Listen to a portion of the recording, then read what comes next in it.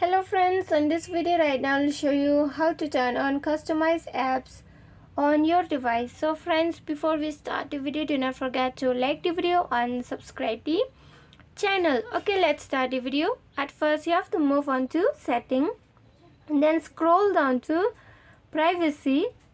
Okay, then here you'll find the customization service. Okay, then click here. Then here is the customize apps. Okay, click here. Then here is your apps.